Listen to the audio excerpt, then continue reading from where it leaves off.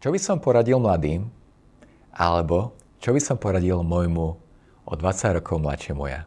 Keby som tak videl seba, takého 15-20 ročného, v prvom rade by som si uvedomil, že je pekný. Je pekný, má veľa potenciálu. A asi by sme sa tak veľmi úprimne porozprávali. Čo by som ti povedal ako prvé? Ty nevieš, čo chceš. A je to v poriadku. Asi by som bol prekvapený, keby som počul tieto slová v 20-ke. Chápeš, chlapec alebo dievča? Máš veľmi veľa možností, pre tebou sa otvára celý svet. A máš ťažkú otázku, potrebuješ si z tých tisícov možností vybrať také, ktoré budú dobré na väčšinu tvojho života. Áno, v 15 až 20 sa rozhoduješ, na akú strednú školu pôjdeš, na akú vysokú školu pôjdeš, aká bude tvoja prvá brigáda, ale aj prvá už trvalejšia práca, ale aj akým smerom v živote sa vyberieš. A je to náročné rozhodnutie. Nečakaj odo mňa, že ti poviem nejaký návod, že stretni toho, chod tam. Neexistuje. Len skôr nauč sa tak inak myslieť. Ak chceš byť nadpriemerný a naozaj nie len snívať, ale aj realizovať tieto sny, choď medzi tých, ktorí nie sú priemerní. Hľadaj tých, ktorí vedia viac ako ty. Má strach osloviť úspešných ľudí, a ja som mal. Ale keď to urobíš, tak tí úspešní ľudia môžu ostať pri tebe. A môže sa od nich inšpirovať, môžeš vďaka nim rásť.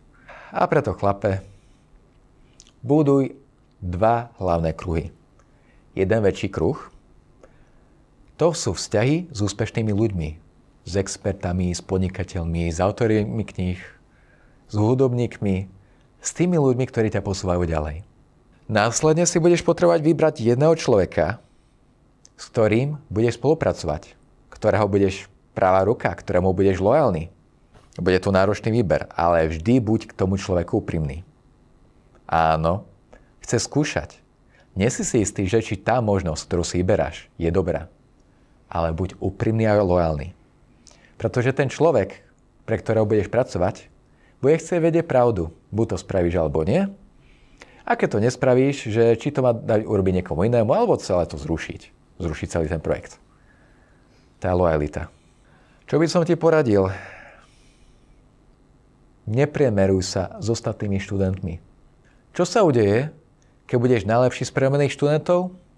Budeš iba jemne nadpriemerný študent. Nebojuj v triede. Je to veľmi malé ihrisko. Tam nie je kvalita. Základná škola bola jedno ihrisko. Stredná škola je druhé náročnejšie ihrisko. Výška je ešte širšie ihrisko. A prvá práca je najnáročnejšie ihrisko, lebo tam už prvýkrát ide o peniaze. A snívaj. Prekonávaj strachy. Skúšaj.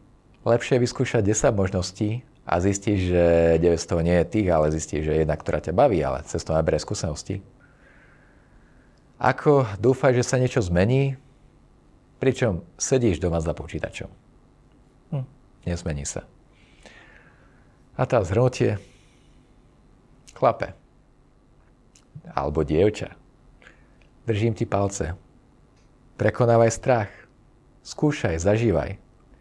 Buduj vzťahy s úspešnými ľuďmi. Buď k nim úprimný, úprimná. Pretože naozaj budúcnosť, ktorá je pre tebou, môže vyznievať strašidelne, ale je to tvoja budúcnosť. A keď naberieš veľmi veľa skúseností, dobrých skúseností, tak tvoja budúcnosť bude s najväčšou pravdepodobnosťou dobrá.